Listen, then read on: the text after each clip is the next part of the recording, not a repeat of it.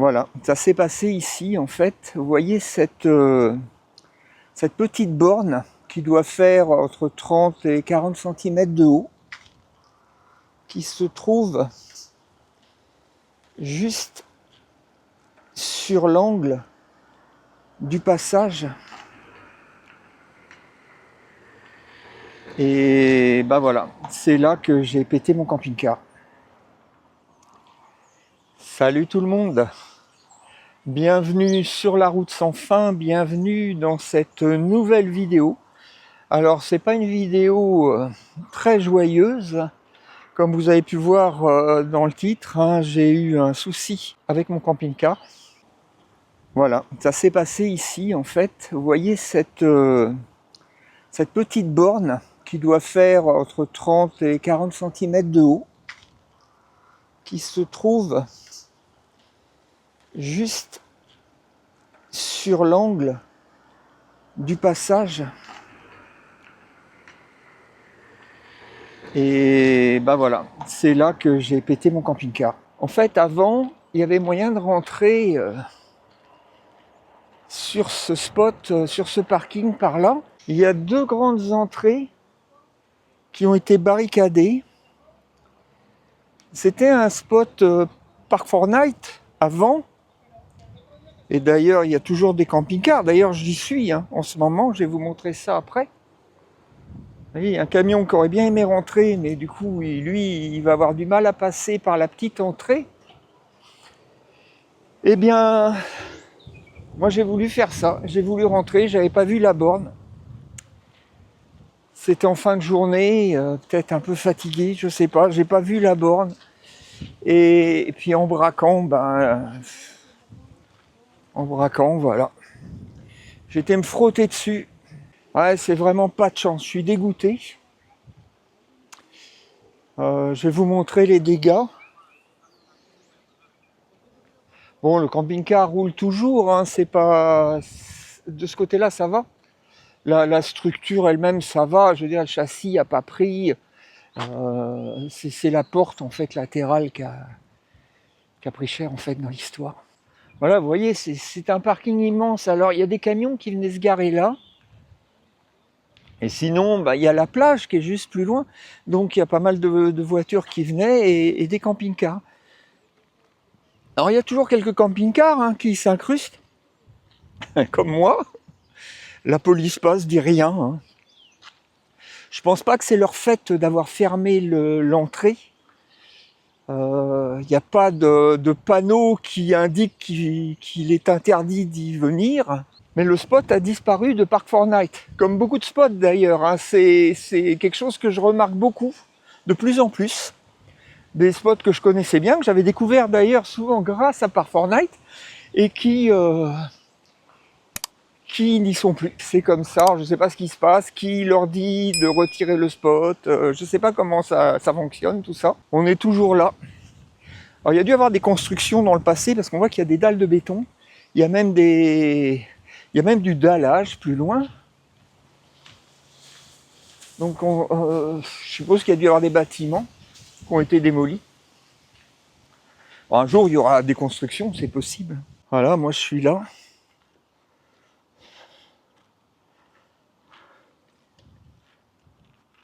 Et voilà ce qui s'est passé. Alors ça n'a peut-être pas l'air si impressionnant que ça. Là il manque un bout, vous voyez, qui venait, il y avait un morceau qui venait en dessous, que j'ai récupéré.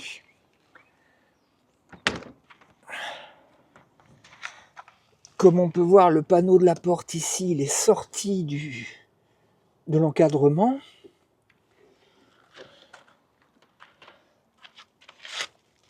Voilà.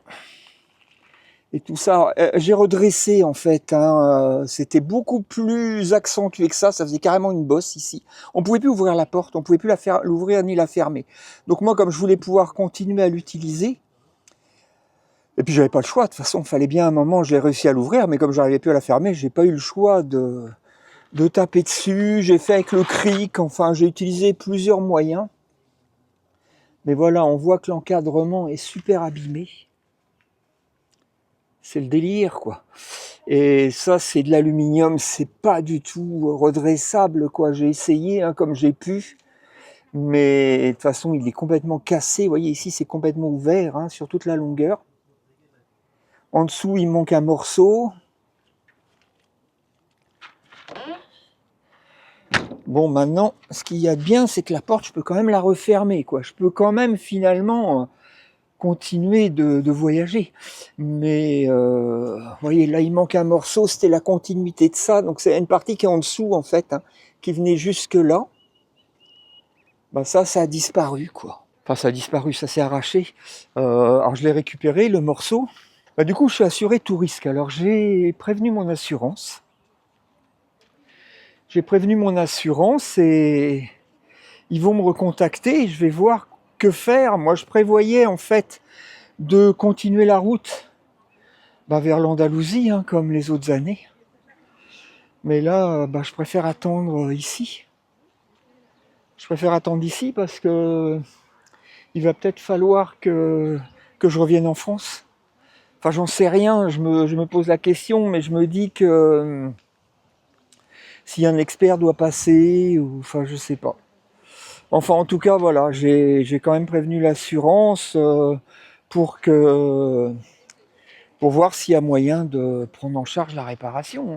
Théoriquement, oui, j'imagine, puisque je suis touriste, mais c'est pas évident, c'est pas une voiture, c'est un camping-car. Bon, la porte, à mon avis, est à changer.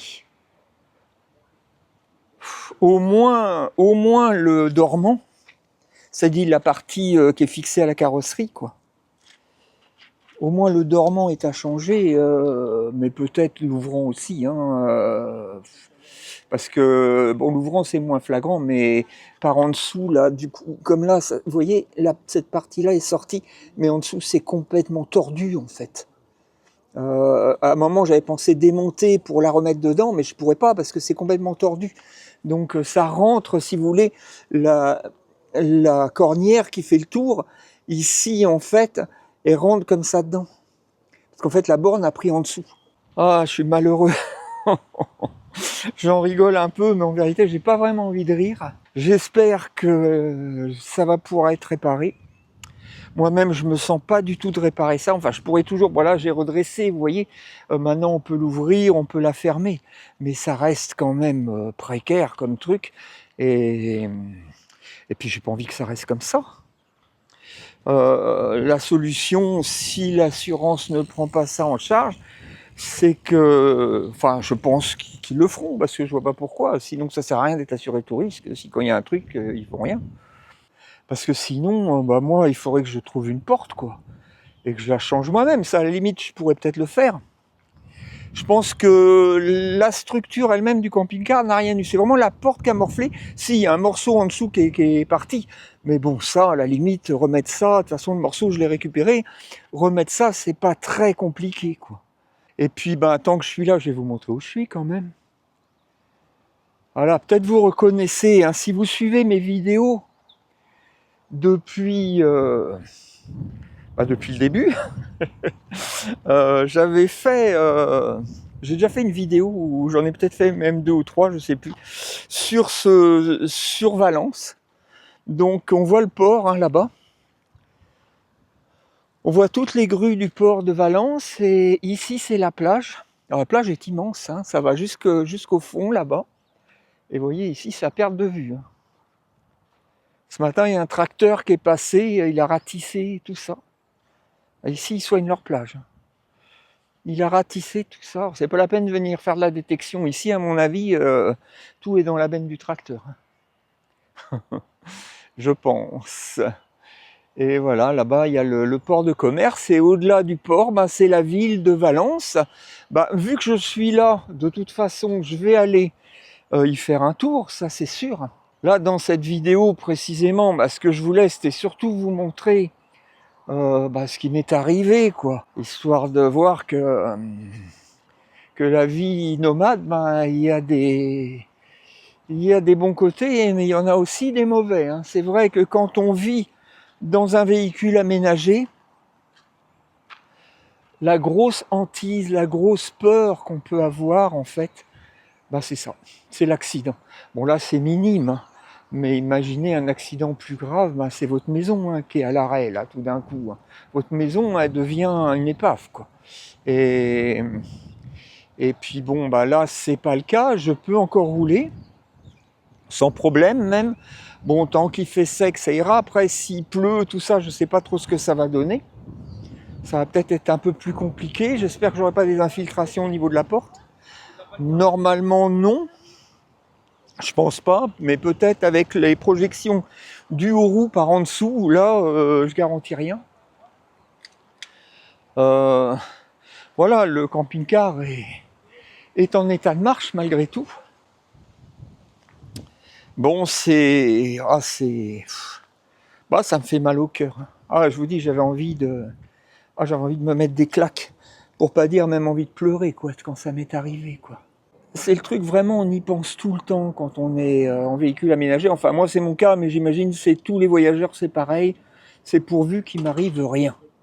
Pourvu qu'il m'arrive rien, que j'ai pas d'accident, que j'ai pas de grosse panne, que j'ai pas quelque chose qui casse.